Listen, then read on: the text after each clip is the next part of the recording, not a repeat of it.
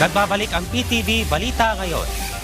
Baliwalas na, ganyan inilarawan ng Navotas Action Center ang kasalukuyang sitwasyon ng nasunog na Navotas Sanitary Landfill. Namatatandaan nagkaroon ito ng malawakang epekto dahil sa usok na umabot sa mga karatig lungsod lalo na ang Obando, Bulacan.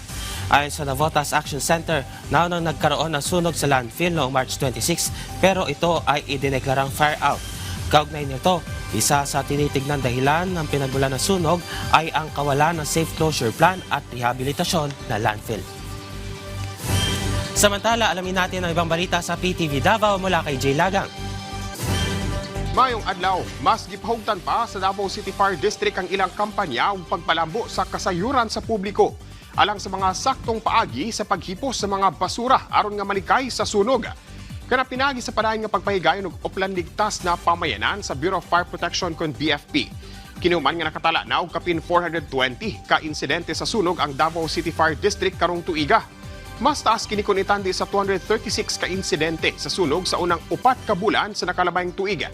Nasayran sab nga sagad sa mga nahitabong sunog mga non-structural o grass fires, bush fires o garbage fires. Hinuon wala lamang nakatutok ang kabomberohan sa mga grass fire sanglit. Tasab ang hihap sa mga insidente sa sunog na may kalambigitan sa mga structural o sa mga residential establishments.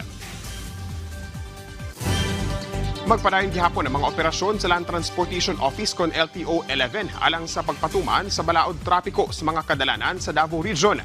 Kanaluyo pa man sa pagpailawom sa nasod sa State of National Energy Emergency.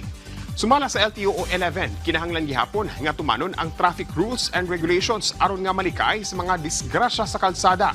Wala sumala pa nagpasabot nga anaa sa energy crisis ang nasod.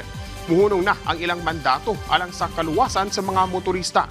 Wala sab sila'y nadawat nga mandato gikan sa ilang central office aron nga muhunong sa law enforcement operations. Karong first quarter ning tuiga kapin 3,300 ang nadakpan nga nagdrive nga walay helmet. Samtang kapin gatos ang naggamit og phone samtang nagdrive ug aduna sab 12 ang nasakpan nga ana sa impluwensya sa ilimnong makahubog samtang nagameneho. Samtang kapin 14,000 pa ang nadakpan sa ubang violations. Ug mo kadto ang mga nagunang balita dinhi sa PTV Davao. Ako si Jay Lagang. Mayong adlaw. Daghang salamat, Jay Lagang. At yan ang mga balita sa oras na ito. Para sa iba pang updates, i-follow at ilike kami sa aming mga social media sites sa @PTVPH. Ako si Gabumil de Villegas para sa Pambansang TV sa Bagong Pilipinas.